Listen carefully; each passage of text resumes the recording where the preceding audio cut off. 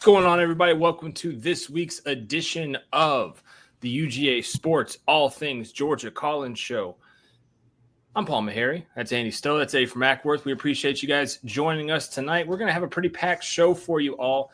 And what I mean by that is we decided 2 weeks ago that we were going to break down each of Georgia's opponents and give you our best insight into what Georgia is going to be facing. Yes. So we're going to do that.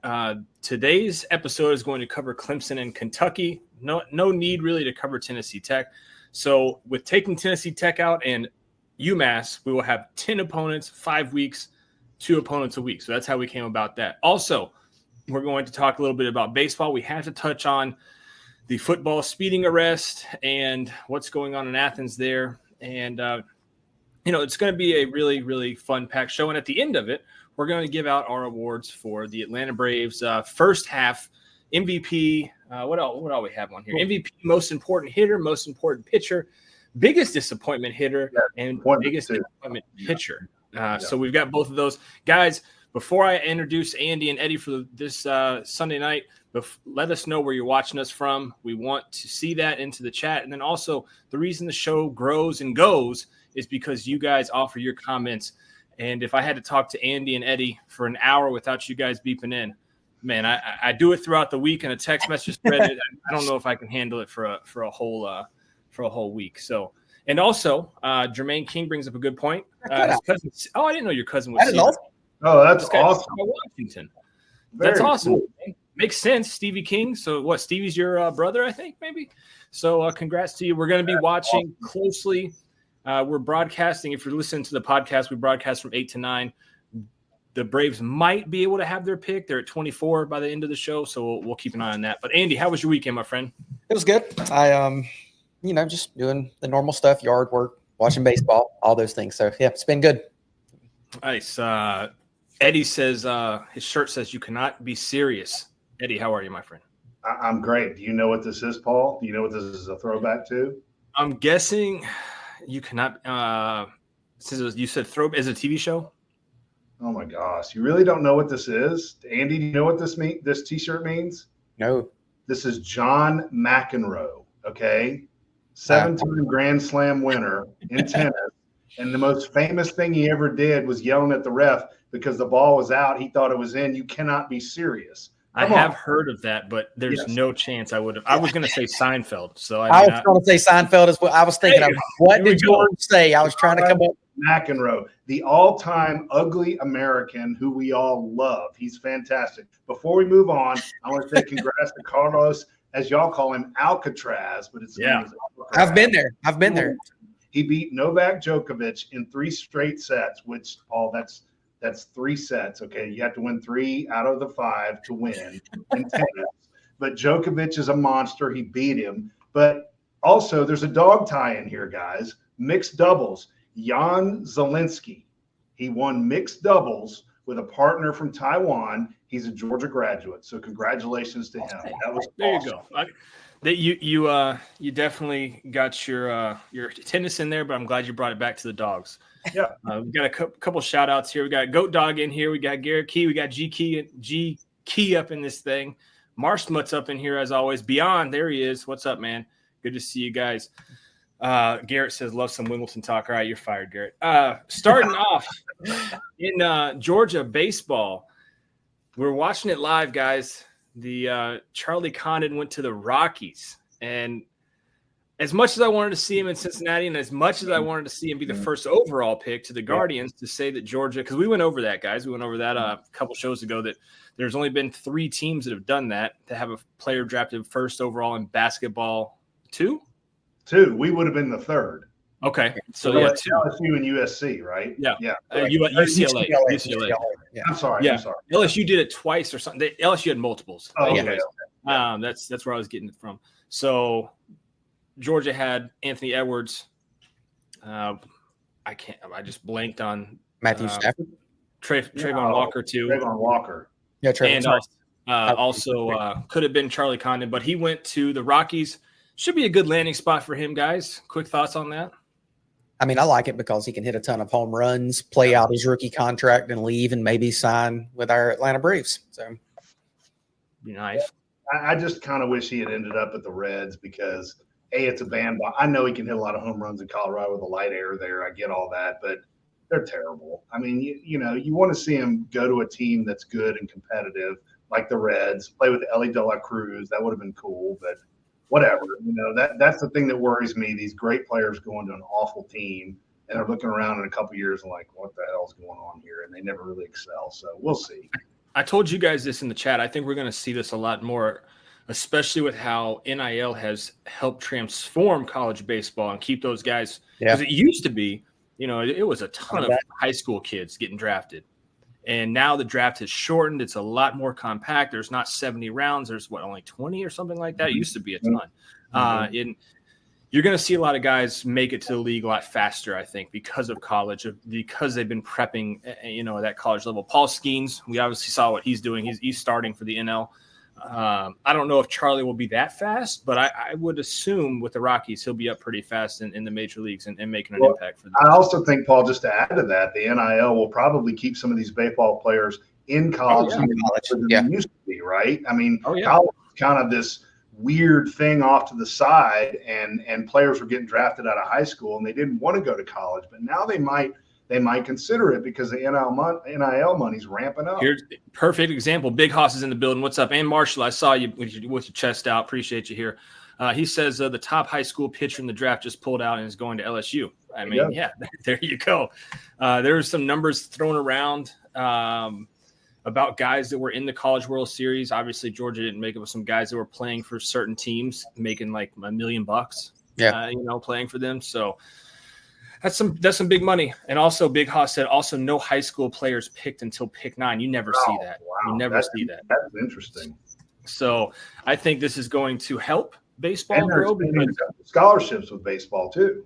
Well, yeah. Also, but you also get to see baseball grow, guys, because you get to watch a kid in college. And then you used to be, you'd see a kid drafted. He might be from a close hometown from you, high school kid, but you wouldn't see him for 6 years. Yeah. He's in the doldrums of AA ball. With this now, it's like Condon might sit around 6-7 months. And you think he'll get caught up? Do you think he'll get caught up this year, or do you think he'll? No, I don't think he'll get caught up this year, but like July of next year. Oh yeah, we'll see, and that's within a year. I could see that for sure. So congratulations to him. Now, on a more somber note, gentlemen, the UGA football team was back in the news again, and the national media ran with it. Been a lot of arrests dealing with cars. Cars have been an issue in Athens, obviously.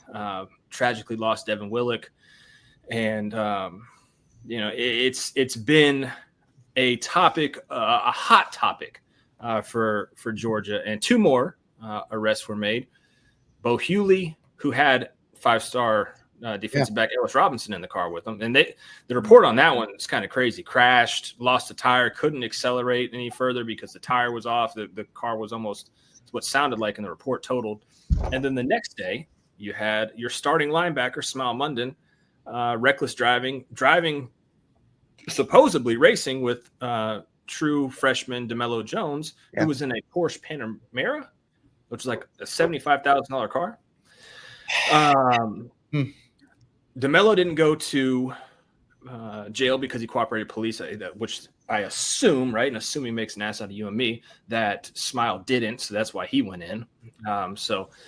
But that's a lot going into this. And of course, SEC media days right upon us. Yeah. And Kirby's got to face this again. I'm on the more journalistic side of things, but you two both are very heavy fans. I'd like to get both of your opinions on what your thoughts were when that news came out. Andy, we'll start with you because I think Eddie's a little harsher. You're more Switzerland, if you will. You're more neutral. Sweden. Yeah. I thought Switzerland was neutral. Well, no, you're right. I actually said Sweden, but you're right. It's Switzerland. You're right. Yeah. I typed the wrong thing. You're right. Yeah. So we'll go with Switzerland, and then we'll go more to Eddie, kind of to warm this conversation up. Yeah. No, long, but I think it sucks. I mean, we see this every offseason. It seems like they're getting in trouble. But what do you do? What does Kirby do? And I read on the forums that Kirby's had He's had cops come in to talk to him. He's had just multiple people come in to try to help these players understand, stop doing this. And they're still not stopping. So what can Kirby do? There's only so much you can do. You can't take their cars. I mean, it's their cars. It's their personal property. You can't do that. I mean, kick them off the team. Is that the ultimate option? Is have to make an example out of someone and kick them off? I mean, I don't know what. Pick up the NIL somewhere else. Yeah. Literally. So I don't know, what do they do? I don't know. I mean, I think it sucks, but I just don't know what you can do as a head coach or position coach or as a team. I don't know. What you got, Eddie? Well, the microscope is clearly on Georgia, right? Oh, heavily.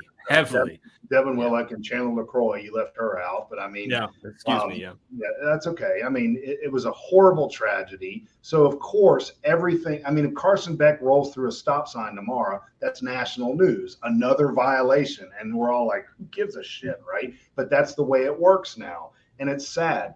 But first of all, on the violations that happened, you guys have been to Athens numerous times. They hit a light at, I think, Broad Street going towards the varsity, okay? And they floored it going 75. Y'all have been down that road. It's a narrow road, tons of traffic, just idiotic, okay? Especially with what's gone on in the background, just moronic. And Andy, you said it. What the hell else can Kirby do? Somebody wrote an article that Kirby's not a good captain off the field. Well, what the hell else can he do? Okay. I don't know what else he can do. These kids, it's a ticking time bomb, Paul, because these kids have tons of, when we went to college, we had jalopies. We had a car. Some of these kids had a Buick Sabre. I mean, that thing barely could run. A lot of these athletes that were coming in 3 and 4 years ago, they didn't even have vehicles. If they did, it was a piece of crap.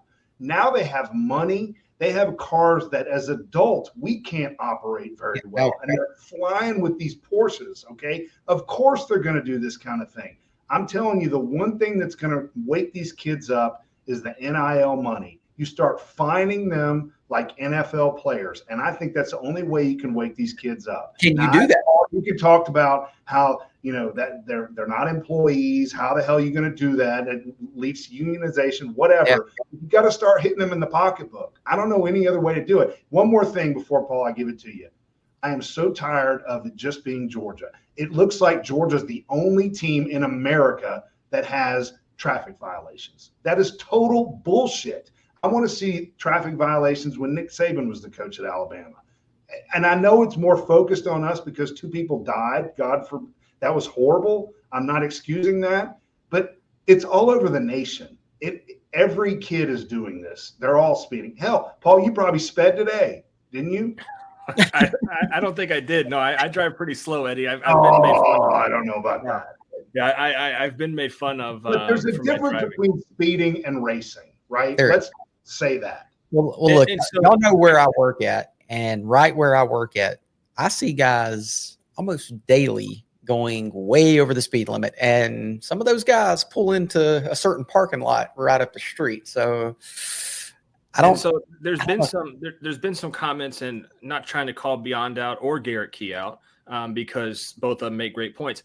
They're saying, like an NIL, Lyft, dog, Uber type thing. These guys weren't driving drunk; they're just recklessly driving. So it's completely different in that sense. Like, nobody's going to call an Uber to take them home when you don't need to call an Uber. Oh, you're fine. Especially when you got a $75,000 Porsche Panamera, like waiting for you, and you're an 18-year-old kid that just came from, where did DeMello come from? What school? Wasn't it Swainsboro, like South Georgia? Yeah, South Georgia. Yeah. Where's that Porsche in South? That Porsche doesn't exist in South Georgia. So like you've got the best car you've ever seen. So kind of my take on it, just from looking on it, I don't know how Kirby stops it. Eddie, you make a good point with the NIL taking the money out. I don't know if you can legally do that, right? Because then you cross that threshold where you're not the coaches aren't supposed to be in the NIL conversation. That's why you have these collectives. Maybe the collectives can do that. They're also not employees of the collective, I don't think, to get this money. So but that's a really good point. Chris Taylor's in the building. CT says, I think it's silly to think kids with tons of money and entitlement aren't going to act this way. And Eddie, you're right. I think it probably happens just about at every school. The problem is with Georgia, it's almost like a ticker, right? And every one of them that happens, we see it, right? The last time this happened, whenever it was it ETN was the last one? Yeah. And he did get off that. So that is good. So he did get off of that. He was 22, right? And we had the whole article about 22. Now it's 24. And heck, they even tried to make it 25, I think, with DeMelo Jones potentially. So, like, you know, even though he didn't get arrested, you see where I'm going? It's just a ticker that is going to continually tick now for Georgia, no matter what happens.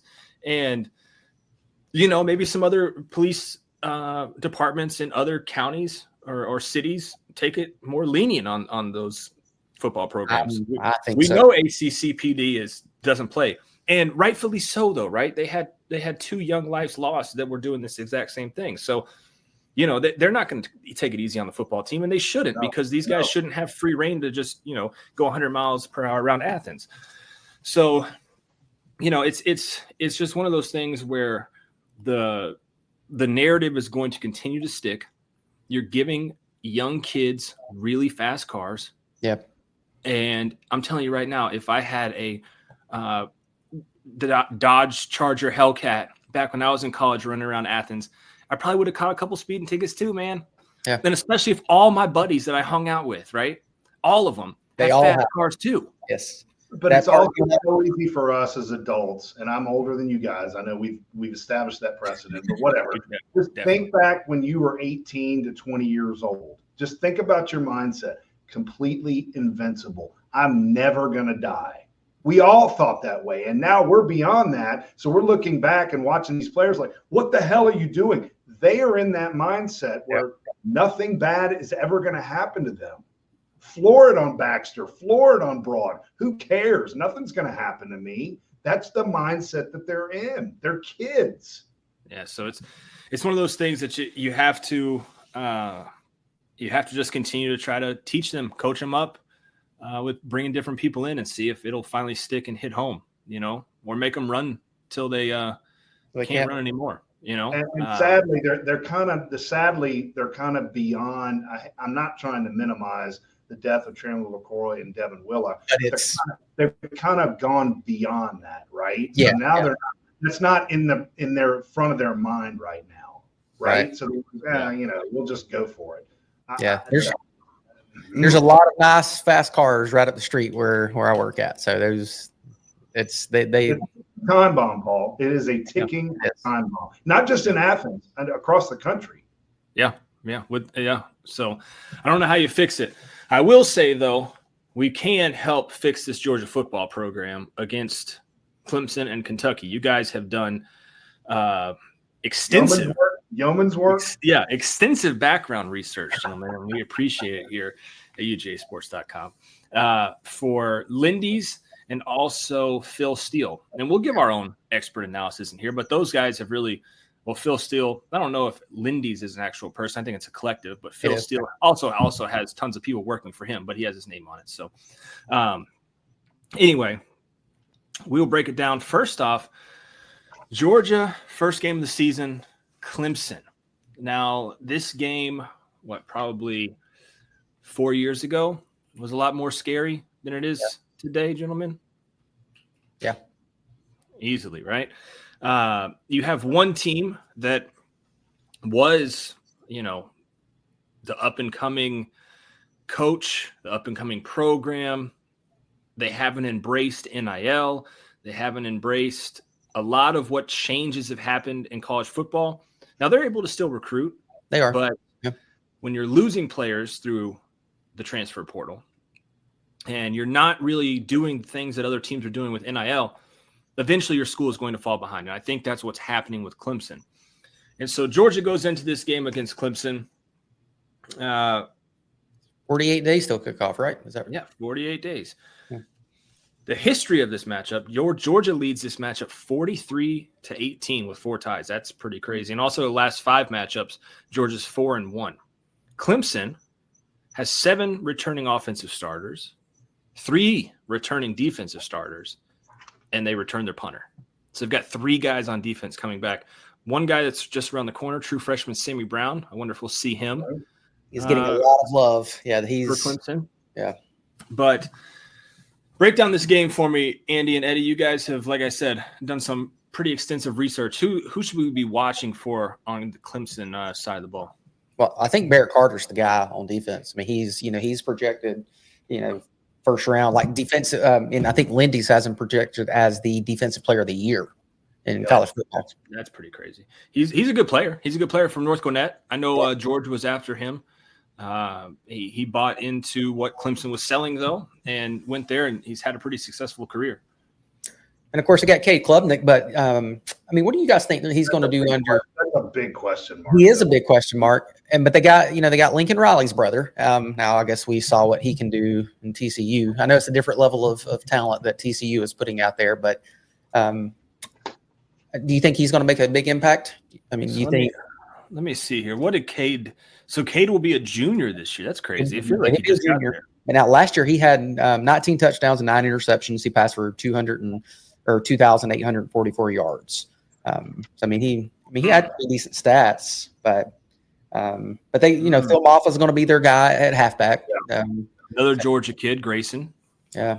So, and they have Sammy Brown listed as the top newcomer. So Eddie, Phil Steele, who did he have as their top newcomer? Well, first of all, let me say this about Phil Steele. I mean, he does a tremendous job, but you need a damn microscope to read this.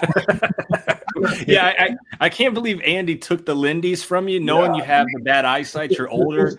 Brutal. I think my eyes weakened about 2 times. I got to get stronger glasses. It's unbelievable. I mean, he does a great job. I'm not knocking him, but the information's unbelievable. But first, let me just talk about Georgia. It just jumps off the page. Every page you turn, it's just Georgia. All the players. I mean, he breaks it down to quarterbacks. Georgia's number 2, running backs. Georgia's number 9. Receivers, that's the weakest one. Georgia's number 16 in the nation, believe it or not. Offensive line, of course, Georgia's number 1. Defensive line, Georgia's number 7. Linebackers, Georgia's number 3. And then special teams, Georgia's number 3. Defensive backs, Georgia's number 3. It's just unbelievable. Just think about that. Let that roll around in your head for a minute. And Clemson's there occasionally. They're there on defensive backs and Blake Miller, the offensive lineman. Blake backers and the defensive line. I hadn't got there yet, but yeah, defensive line, absolutely. But I don't know. Just looking at all of that, and you mentioned it, Andy. I mean, the players that they've got. But I think the biggest thing is the defensive line for Clemson and Moffa. Those are the big things. But those are 2 things. I just mentioned 9 for Georgia. I'm exact. I don't know what the number was, but you're close. Yeah. I just think it's just a mismatch at this point for everything that Georgia brings to the table. I think we have to look. I think I don't want to speak for everybody. Clemson last year when they went, what was it? They went 9-4 last year. Yeah, they went 9-4, but they started off 2-2, 3, 4-2, 4-4. Right? Yeah, they ended up 4-4. Started off 4-4, but they did finish with 5 wins there at the end of the year. So I think, right, we're all thinking this is the Clemson team that was 4-4, or because we kind of after the call-in show or whatever that was with Dabo, right? That Tyler, Tyler, yeah. After that, I think everybody kind of quit caring what Clemson was doing, right? But they did rattle off 5 wins there at the end of the year. They did. Granted, Notre Dame, Georgia Tech, North Carolina, South Carolina, and Kentucky. So you those aren't terrible teams. They're not great teams, but they did leave off on a high note with five wins there at the end of the year. So they do have some momentum, is what I'm getting at. Because I think, and I might just be speaking for myself, we're thinking this team is a 4-4 team. That's what I think of when I think of Clemson from last year. So real quick on Phil Steele, his number 1 surprise team in the nation next year, and he's like 95% accurate, is Utah. You know what the number 2 team is? Clemson. Number 2 is Clemson. And he says that those 4 losses you were just talking about, Paul, they came down to the last possession. And they could have won those games. So that's not true. They lost to Duke 7-28. Yeah. But yeah, anyways, three of the four. Yeah. I get what you're saying though. Yeah. They lost to Duke pretty big, but yeah, you're right. Yeah. But so he thinks they're going to be. He thinks Clemson's going to be like really good. There is number 2 surprise of the year, Clemson. Who did he pick? Did he pick Florida State winning the ACC? He didn't say. He said Clemson will be there. That's basically what he said. Okay. Very definitive.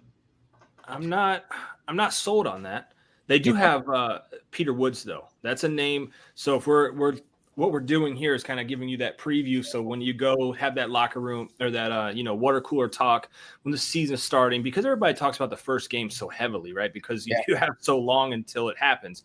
And one guy that you can write down in your notes app, Peter Woods for Clemson, defensive lineman. I think he's a hell of a ball player. And then, like Andy said, Barrett Carter as a linebacker. Besides that, I'm not too sure. Are there any other names on that? I don't think this is going to be a 3 defensive struggle this year. Do y'all? No. Do you think our offensive line can not only control, but maybe even manhandle their defensive line this year? If that's the case, because that's where Clemson's been making their money. Like Clemson's been really good in the defensive line. If they're not able to get a stalemate with our offensive line, we're going to blow that team out. And according to this magazine, they don't really have a stud guy that's up there anymore. And if they don't, where does that leave you? I think Peter Woods will be that stud guy. I don't know if he'll be the stud guy by the time Georgia rolls around, but by the end of the season, he will be definitely one that we're talking about for sure. DeMonte Capehart, he's one of the returning starters. He's been there forever, so he's a redshirt senior. I saw Chris ask who are their 3 returning starter positions. Capehart, defense. Yeah, there's 3 on defense. So Capehart, Barrett Carter, and I want to say it's this Mickens kid. RJ Mickens, yeah. So yeah. And so which actually Khalid Barnes, the sophomore nickel, that he's returned. They got him returning. So, and then Peter Woods played significant minutes for them as a freshman. So he's a true sophomore. Yeah, he's emerging stars for Phil Steele. Another name to watch out for. He's on the Falcons. His little brother is playing corner for the Clemson Tigers. Avion Terrell. So AJ Terrell's little brother, Avion Terrell, is going to be playing starting corner for them. Came out of Westlake. So, I'm sure they'll talk about that during the broadcast too. So there's a couple of names for you there. Here is the overview, the quick overview of the Clemson Tigers from Lindy's. It says, with a defense like this and an offense that should improve, Clemson should be in contention for the ACC title. He said it won't be easy, and they could get exposed on August 31st by the Georgia Bulldogs. So, what's your prediction here, guys? Georgia blows them out. It's not even close. Georgia is going to smoke them. That's one thing we forgot to put in here, guys, and that should have probably been me because I like the betting stuff. Let me look up the odds here for you, boys. What's the spread in the game right now, Paul? That's what I'm getting for you right now, brother. I should have done that. Should have done that earlier. That's on me, brother. Okay. It's okay. Now let's see. Now it's of course not loading up. Georgia minus 13 and a hook, 13 and a half. Yep. Georgia covers. They covered that easy. I think they beat them by 3 touchdowns and a field goal, or even more. I think they're going to murder them. Eddie,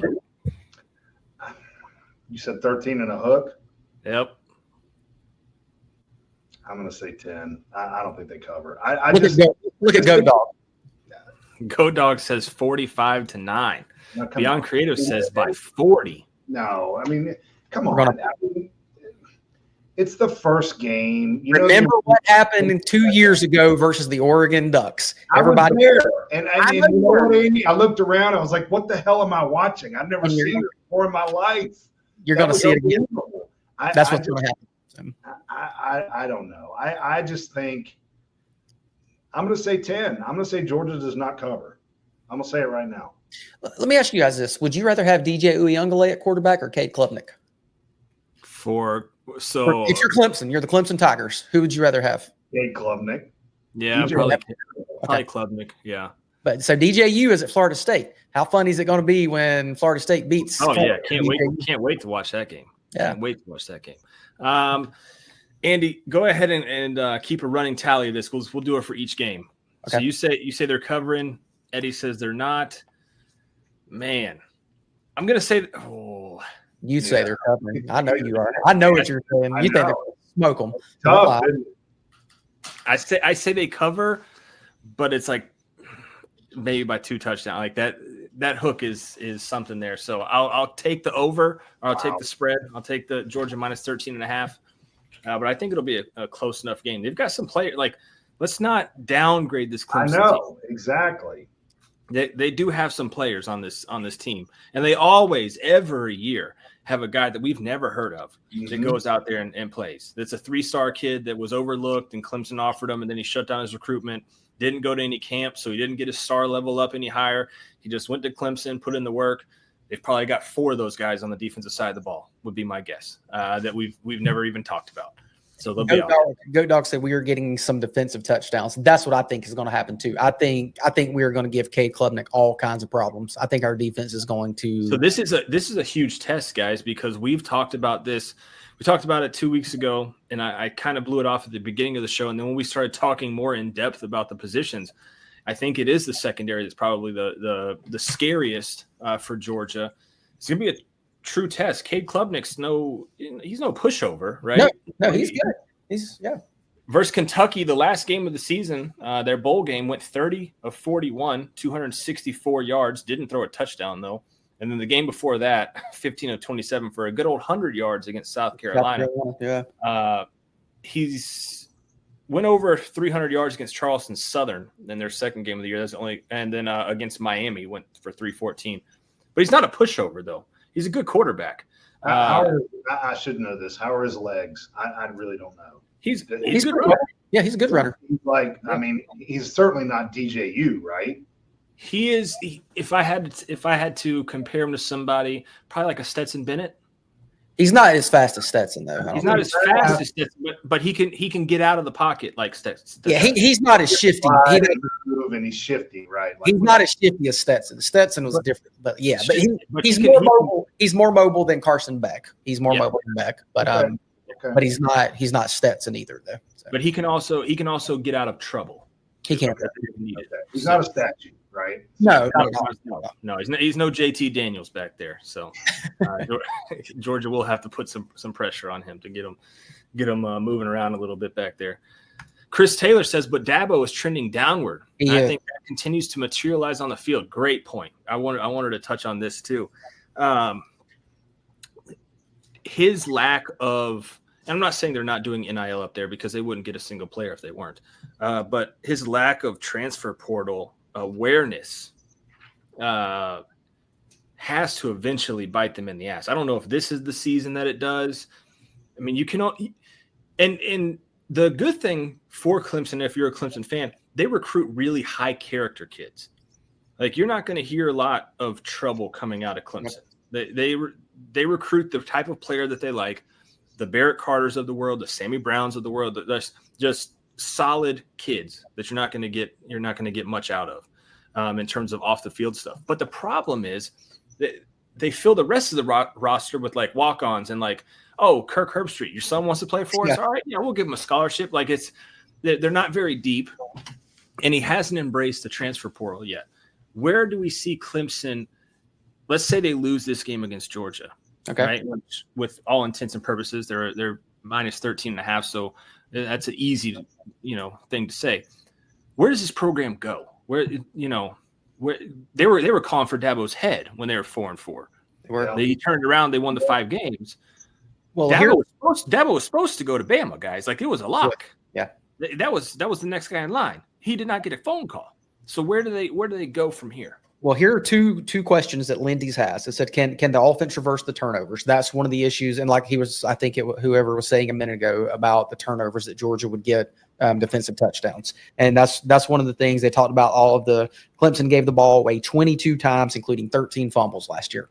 Can you fix that? And the next one is, will the lack of portal additions catch up with Dabo Swinney? And that's what they says. Another NCAA transfer portal season came and went with no movement by Dabo. Clemson does use their NIL dollars to retain players, but they do not go to the portal to get players. So it's and even Kirby Smart in Georgia I mean, how many number one recruiting classes, top 3 recruiting classes are in Athens right now? Every year, right? Yeah. Mm-hmm. He still goes out and gets 4, 5, 6 kids a year because it breeds competition. You have kids that you thought coming out of high school were going to be better than they currently are. So you go find Ra Thomas, a Dominic Lovett, a Trevor Etienne. Like, and we never thought that Georgia needed those guys, but they're definitely upgrades. Yeah. And it's not that they're not buying a team. They're not going out like Ole Miss and bought a whole team, but Georgia is and Georgia is still using traditional recruiting to get those teams, and then they're going to free agency to add a piece. They're not doing the whole team. And I think that's Kirby figured out that the best way. Let me throw this out to you guys. How much of this is Dabo Swinney and his ego? It is going after transfer pro guys and not getting them, and then him coming back and saying, well, we don't need these transfer portal guys. I mean, I think a little give and take there, right? I mean, I think that probably gone after some and not gotten them, and now he's back. Oh, we don't need those guys. Maybe he's been burned once or twice, but he's still Clemson. Like, if he wanted to go get a kid, he probably could go get a kid they could get some guys from Kansas State, Texas Tech, schools like that. He could go get Ra Thomas from Mississippi State if he wanted him. That's a really good question, though. I wonder if he actually tries to get guys and he hasn't been able to, and now just say, you don't think? Yeah, that's a good question. Maybe like 1 or 2, but if he wanted to truly go get and this is Clemson. They're a relevant national team. He could go get some kids. Are they? Trust me. Are they?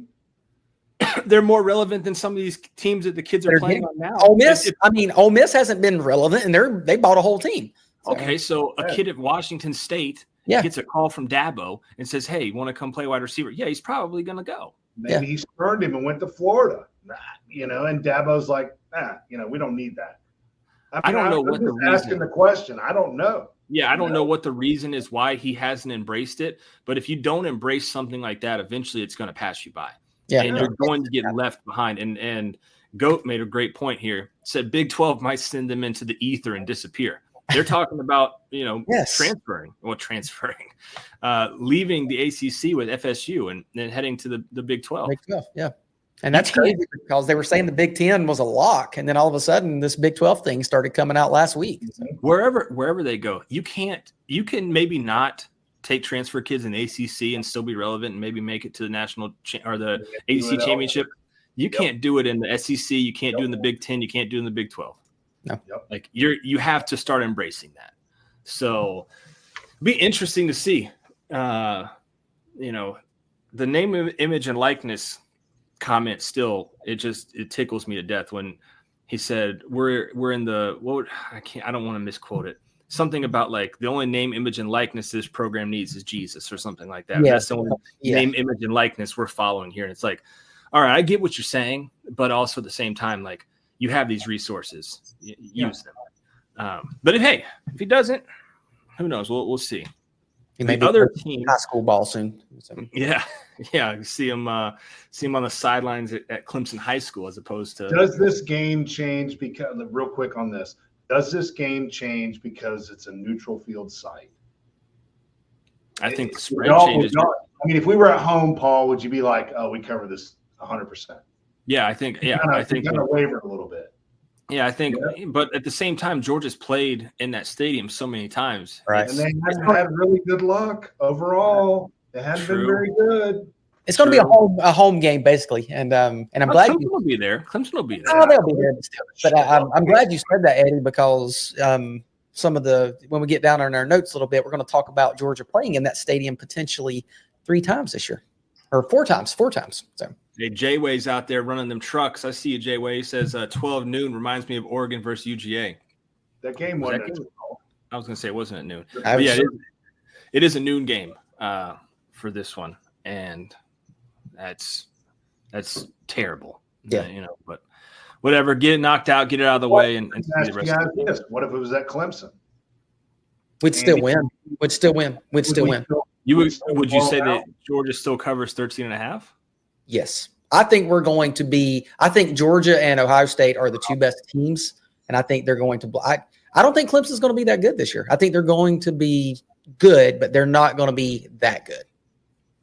That's kind of crazy. I don't know. I like your enthusiasm for the Dogs, though, Andy. You seem to be on a different level than I need to myself. send you my goggles. You can wear those red goggles. Yeah. You're definitely looking through the red goggles right now, but hey, it's all right. Jeffrey, the last time we went to Clemson, we lost by 3. The time before that, we won 30. But you know what? Andy's not crazy. I mean, everything I'm reading with this microscope and this damn magazine has us blowing out Clemson. Seriously, I think we're going to smoke them. He's not that far off base, Paul. It's not crazy. No, he's not. I think Clemson's a tough place to play. So it is definitely a hard place to play. It is, but yeah. It's but the only reason we lost there last time was because Todd Gurley got hurt. We all know that. I mean, that's the only reason. But we're not going to play that game. But real quick, Jeffrey's asking who's Georgia's toughest opponent on the schedule. I would say it's going to either be Texas or Alabama. I mean, but I would say Alabama just because of that Tuscaloosa type thing. So, those are the number on the helmet. Also, guys, I hate to break it to you, but Kalen DeBoer's over there recruiting. He got a 5-star today. So. He's got 4 or 5 stars. I'm talking about today. They got a 5-star left tackle. But didn't Georgia get a pretty good player just a few minutes ago? They got a safety. But I'm just saying, we thought that the train might have come off the tracks over there. It seems like it just got a little bit more gas in it. So, is Kalen DeBoer? Is he the greatest coach of all time? No. Okay, that's all I need to know. No, but look what he did with Washington. I'm not saying. And look. I know what you're trying to bait me into here, Andy, and it's not going to happen. But look what he did with Washington. Those weren't his players, and he did pretty good up there. I don't think he's a bad coach. I think he's an excellent coach. Nick Saban's the greatest of all time. There's a difference. So, wasn't he the X factor in all those games when Georgia faced Alabama?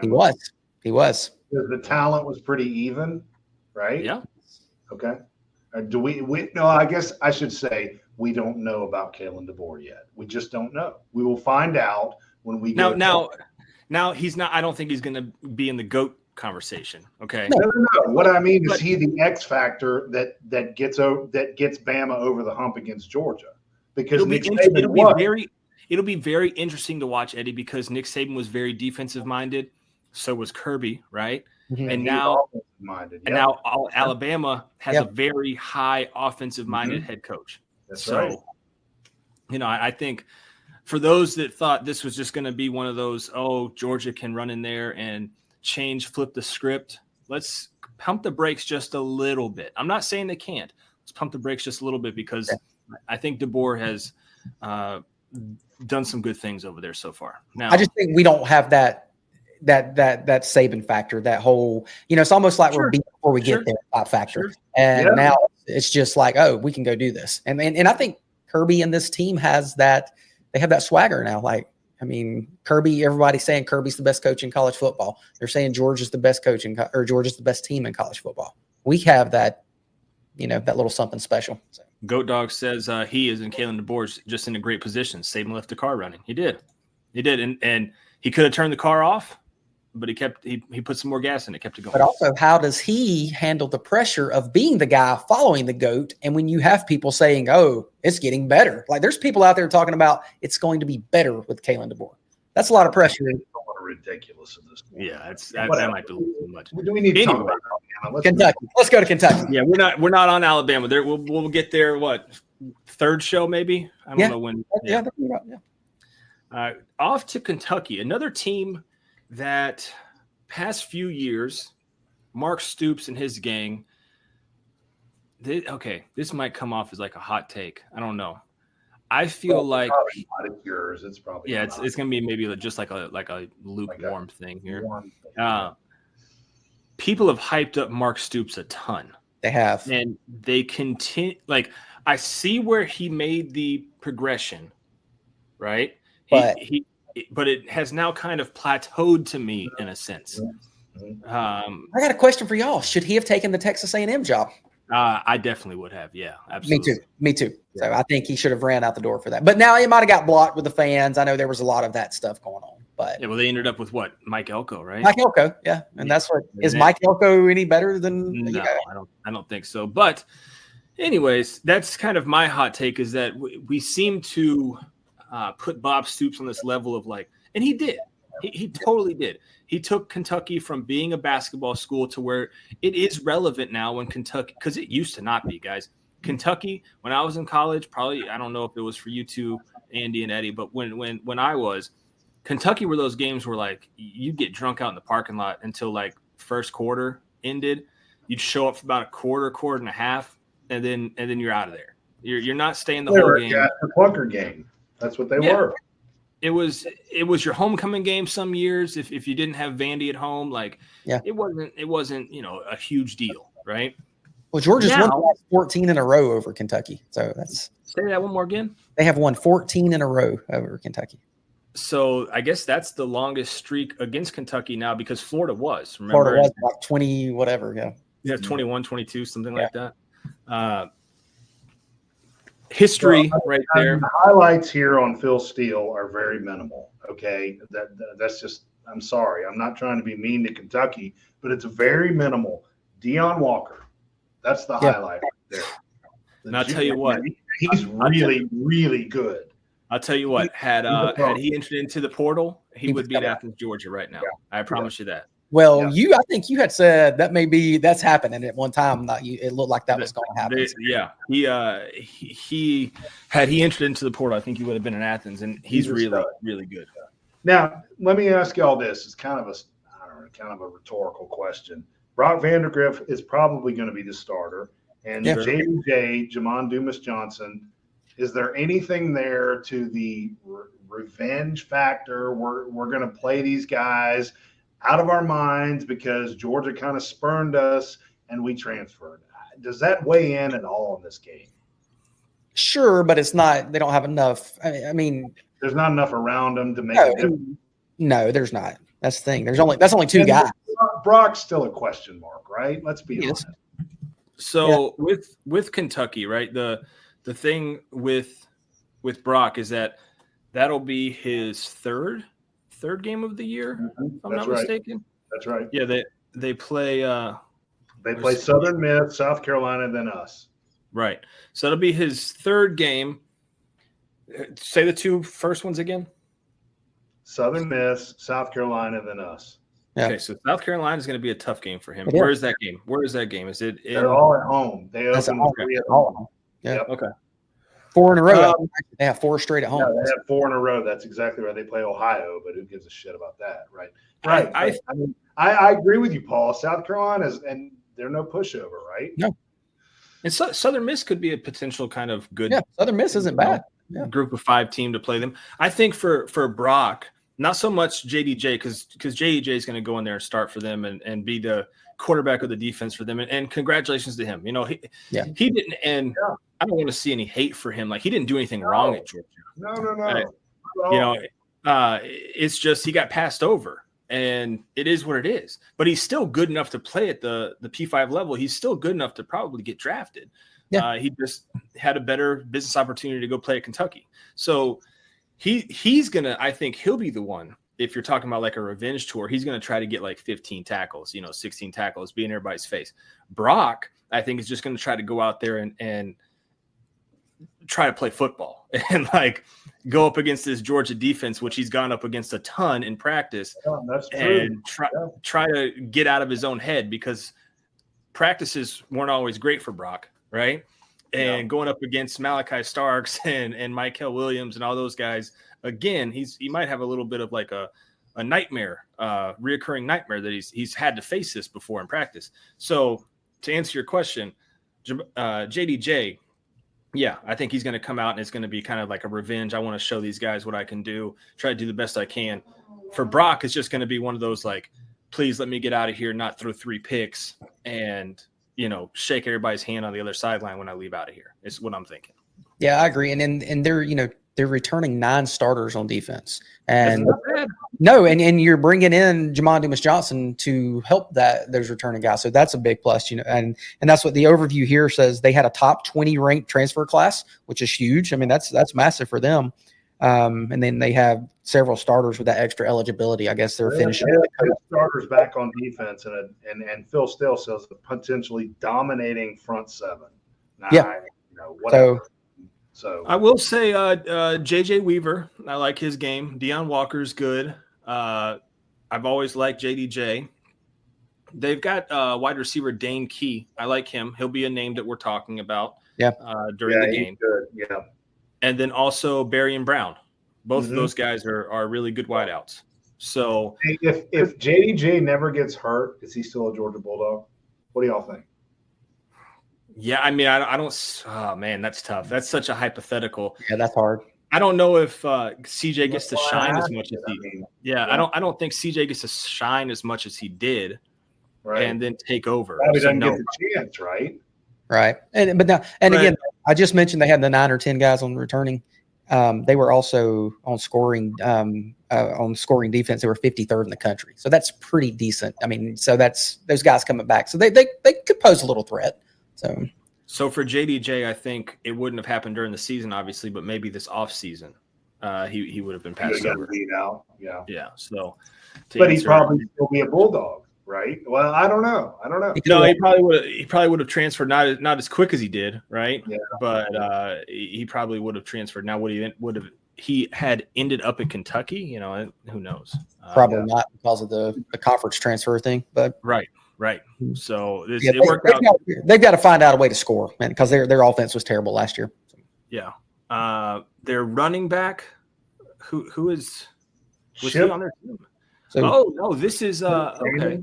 Senior? Yeah, he's Ohio State transfer. When Ohio State got Judkins. Yeah, when they got Judkins. That's right. Yep, you're exactly right. But I have some Ohio State friends that really hyped this kid up. 5'10", 5'11", 233 pounds. Could be one. But spread on this one, guys. We said the other one was 13.5. Let me guess. This one's it's at Kentucky. I'm a guess. I would say I'd say 19.5. Now here's something interesting. Let me throw this at you guys. So Phil Steele, the number 1 offensive line in the country is Georgia. Number 9 is Clemson. He lists Kentucky as the number 17 offensive line in the country. Really? Not bad. That's not bad. That's not bad. We've got a fair amount of returning starters. For sure. 21. 21? Yeah. Interesting, gentlemen. From what I see here, it's Georgia minus 14.5. Wow. Yeah, it's the same face I made when I saw it, and I thought I gave it away, but I didn't. Neither one of you picked it up. You know that's going to change based on the first 2 games, right? I mean, that line will change radically. Yeah. I'm trying to see if I can find it on any other Can you place that bet right now, Paul? Can you place that bet? Well, not legally, no. Not in the state of Georgia. No, okay. In Vegas, can you place? Oh! I thought you were trying to get me in trouble. No. I'm just saying, can you place that? Are you saying could we call up our friend James Carraway out there in the desert? Yes. I mean, is that a legit bet at this point? They accept that? Pretty sure you can. Now hold on. I'm trying to find it again. Somebody help me out. I can't find that line right now. That's what I'm looking. That's what I'm saying. I don't think they put out lines this early. Yeah, they do. Clemson line's out, but I don't see the. Right. Clemson makes sense. It says this was okay. Hold on. This was last year. Oh man, you're looking at the wrong crap. This was last year. Yeah, I was about to say. There's no way it's going to be. Yeah, I see what you're looking at. That's 13.5 from FanDuel. I've got one more website I'm going to click on, guys, and I'm going to give up on it. Action Network. The line out yet. Action Network has they have a web page for it. Okay, the spread is not out yet. Okay. No, it's not. That's what I thought. That makes a lot more sense because 14.5. I was like, what the hell? Yeah, I was like, get on that. Bet the mortgage. Let's. So you guys have already said yours, right? Andy, you said what? 19.5. What did you say, Andy? Eddie? I said 21. 21. I'm gonna go. Give me 22.5, Andy, and we'll see what happens there. Now, Alex Page says where they play Georgia. It's going to be in Kentucky. So they have already announced the kickoff time for that game, 7:30. So that would be nice. Mm-hmm. Real quick. Georgia's obviously nobody in the SEC is playing that 3:30 kickoff time anymore. What do you guys like about the 7:30? I like it. Fan? I like it. Not a fan? I like it. Yeah. I think it's good. It's it's a night game. Yeah. It's always, but I do like the 3:30 game just because you get it done. And then of course, you kind of get to watch football at nighttime, but I love the 7:30. That's my favorite kickoff time. Is it? Eddie? My favorite's 3:30. I love the 3:30 kick. It's just, I guess I'm just ingrained in that rich tradition. It's right there in the middle of the day.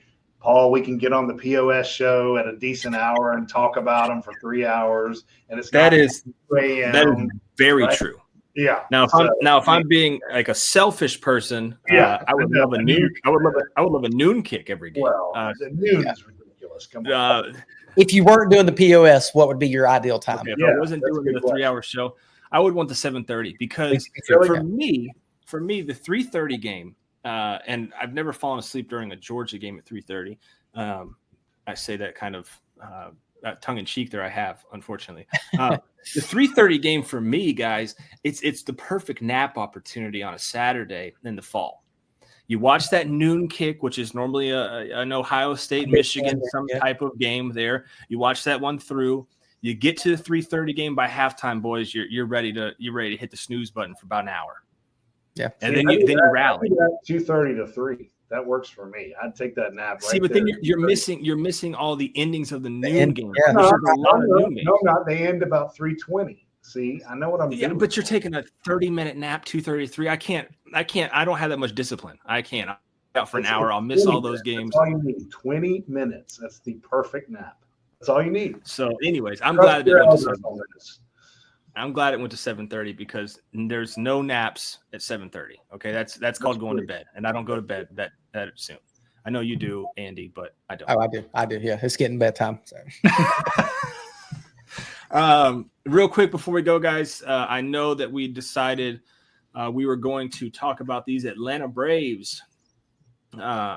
So hey, shout out to Clemson and Kentucky. I think those will be two great games for Georgia. And what we should know, just to kind of put a recap on that, we should know where this Georgia team stands after Kentucky, would be my guess. You've played two decent teams. You've had a little cupcake in the middle. I think we'll know where the weaknesses are because both these teams have good head coaches. They will try to exploit the weaknesses they can find. Shout out to both of them. Looking forward to that. Next week, who are the two teams, Andy? I'm not looking at the schedule. Let's see. Talking about next week. We are going to discuss the Georgia Bulldogs will be playing Alabama and Auburn. Now that's all right. So next week will be Alabama Auburn that we'll be talking about. That'll be fun. Have some hot takes there. Real quick before we get out of here, guys, the Atlanta Braves finished up the first half of the season with a 53-42 record. Andy, I'm going to put you on the spot and ask you what that translates to 162 games. If you could, while I run through this. Okay. 95, and we got 95-5, and so we got 67 games to go. So if you divide that, we're looking at somewhere around the 92 win mark, something like that. Look at that. That was pretty damn good. Now, I don't know if that's anywhere near accurate, Eddie. Don't know. He could have said any number, and I would have taken it. The way that that sounds good, right? Yeah, I mean, the way that he projected that and just went at it, he could have said anything. I would say 89 to 92 is where those numbers will play out at. So okay, so that's where we're at there. Chris Sale, Ronaldo Lopez, Marcelo Zuna were selected to the All-Star game, and then Freed is also now heading there. He's replacing Sale, correct? Mm-hmm. He is. So I thought he was replacing Ranger Suarez. Well, he is, but I just said that he is going because Chris Sale's not going. So I just kind of wrote in the notes that we don't. Freed will be there, Sale will not. Is what I meant. Okay. Okay. Cool. The question here in purple says, "Did anyone on the Braves get snubbed?" The answer is hell no. Wait. Yes. Oh, there could be one. Go ahead, Eddie. Who are you going? Jesse Chavez got snubbed. I think we were all riding that train, and James Caraway in the text chat made a great 41 point. innings pitched, 1.74 ERA, 1.04 WHIP, 9 walks, 36 K. He's a wizard in a Braves uniform. Here's the problem with that, though. He's pitching in like the 6th and 7th inning when the Braves were. He's not pitching high leverage stuff. That's all I'm saying. Hey, I'm going to give you some other numbers. 36, really? He's not coming out there with people on base? Really? 36 innings, 22 saves, 31 strikeouts with a 2.02 ERA. That's Raisel Iglesias. No. I'm I just don't saying. want to do that. Hold on. I just want to make sure, Eddie, you're going on the record. Jesse Chavez got snubbed. Yes, 100%. Okay. And by the way, I'm 54. He's 40. That's my guy. I love him. You cannot be serious. Morrison's every Friday. I love him. Yeah. You cannot be serious right now. Yeah, I don't know. You cannot be serious on this. He got snubbed. I don't know if the word snubbed. It would have been cool to see, right? Would have been cool to see. Like Chris says, a little lifetime achievement award, but unfortunately, they don't do that in baseball. So, and really, lifetime achievement award for Jesse Chavez, you really don't want to go look back at his stats that are not on the Braves because it's not. That doesn't matter. I know. I'm saying lifetime achievement award does. Okay, that's what I'm saying. Well, that's stupid. Taylor's an idiot. All right. You heard me say that, Chris. The awards, MVP so far, first half of the season. This is interesting. Marcell Ozuna. I mean, that's an easy one. He's carried the team. He's offensively, he's carried the team. Okay. Eddie? Well, I mean, that's the easy one. I'm going to go with Chris Sale. I mean, okay. I almost picked him. Absolute bulldog, leader, badass. I love the guy. Fantastic. Here's one for you, Where boys. would we be without all his wins? No, 13 less wins. Yeah. And also, I just looked, and they're projected to win 93. So math right there. How about Did you say Paul? 93, right? I said 92. Yeah. So Travis d'Arnaud. What? Seriously? Listen, Linda. Listen. Linda. I couldn't pick Marcell. I couldn't pick Chris Sale. I'm not going to just bandwagon, right? d'Arnaud comes in. We told him, hey, you're going to be the backup for Sean Murphy. Then has to play oblique injury to Murphy, which we thought he was going to only be out 10 days, was out 10 years. So d'Arnaud's back there almost every day. His only time that he got off was Chadwick Trump, which he knew Chadwick couldn't hit, so he couldn't take that many days off. He's out there. And then now Murphy's back and d'Arnaud's out there. How did d'Arnaud do? How did he do today? He had 2 home runs today. I'm not saying his bat has been correct. I mean, other than a couple of games, it's been really good. But I mean, a couple of games has been really good. Overall, it's not been good. But I get what you're saying. To get in there and play catcher every day, I get it. That makes sense. And he held most of his pitching staff together while Murphy was out. Yeah. So there you go. Travis d'Arnaud. I mean, I love the guy. I think he's the next manager of the Braves, frankly. Oh, I like that. The question is, where would the Braves be if he was not on the roster? I mean, now you can say the same for Ozuna. You can say the same for Chadwick Trump, right? Right, but that's the thing. You can say the same for Ozuna and for Chris Sale. Where would we be? But yes, I think I actually like that. I like it. I hate to admit it, but I like that. I don't know which one. Probably Ozuna is probably the most valuable in terms of where would they be without him. Right, we all kind of skipped over that. Right, but no, he took him. But I think if he wasn't here, that's probably the one. But then you have a close second with d'Arnaud because if Trump's your catcher for 60 days straight, that's tough. I don't know. Most important hitter, guys. We'll go through these quick because we're already over time. So I apologize to those that are trying to watch House of Dragons. Most important hitter. Jared Kelenic, because he solidified the top of the lineup. Yeah, he solidified the leadoff spot when Acuna got hurt. Eddie? Love that. I'm going to say Austin Riley because he turned it around. He was that really too. struggling, and he couldn't get the ball out of the park, and he figured it out. So I like that too. I'm going to go Kelenic. The way that he stepped up now, he's kind of come back down to reality a little bit. But the way he stepped up with that goal when we needed him the most was big. Most important pitcher so far. Chris Sale leads the team with 110 innings, and he's struck out 140 batters. He has the lowest whip of starters, and he has the lowest batting average against other starters. Chris Sale, easy. Well, that was an easy one. I'm going to say Iglesias. Iglesias has been rock solid. He's only pitched in 35 games, guys. How many have we played, Andy? 90-something? 90 whatever? Yeah. I mean, 95, yeah. I mean, he has 21 saves. He has 30 Ks and 6 walks. I'm not including today. I don't know what he did today. That's not included today. He's been a monster this year. Yes. Chavez is just like Vince Vaughn, old school, still holding. You're my boy. Says, has there ever been a guy who was almost run out of town to toast the town? Ozuna. No, there's not. Yeah. And hey, shout out to Ozuna. Hopefully he gets that home run derby too. Yeah. For me, most important pitcher, I'll go Ronaldo because we didn't expect that at all. Yeah. I almost went Spencer biggest disappointment. Went Swallenbach. That was good. Maybe by the end of the year when these awards might change, but by then. Biggest disappointment hitter. Sean Murphy.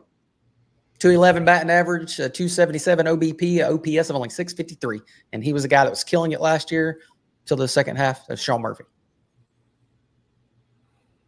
Arcia. Got to be. Good pick. Matt Olson. That's tough. See, now we're talking about Georgia. I'm not good with math, guys, but he has had, this is not including today, 349 at-bats, 107 Ks. Gosh. Every third time he walks up to the plate, he's whiffing. He has 13 homers. He hit 53 last year. Nobody thought he'd do that, but my God, 13 homers? He's been awful. It's terrible. Awful. Yeah. And one more thing, he should be over this Freddie Freeman replacement at this point. That was a problem a couple of years ago. He was like, I'm having to fill these big shoes. He should be way beyond that. This is pathetic what he's doing. Sorry. Biggest disappointment pitcher. I'm just going to say Spencer Strider, but not because of his fault. Nothing he did. He got hurt, and that's a low blow. Shit. Well, I mean, what am I going to say? I mean, I guess he is the biggest call off. Bryce Elder. Well, I mean, come on. I didn't want to make fun of a double-A pitcher. I didn't want to make fun of him. I mean, you got to step up there, boys. It was right there. Take that fifth spot. He did not. He's off the roster. I'm not saying he's my biggest disappointment because I didn't expect a whole lot from him. My biggest disappointment is Spencer Strider because, he was the guy we thought was going to win. He's my biggest disappointment along with Paul. He's my biggest disappointment. I don't know.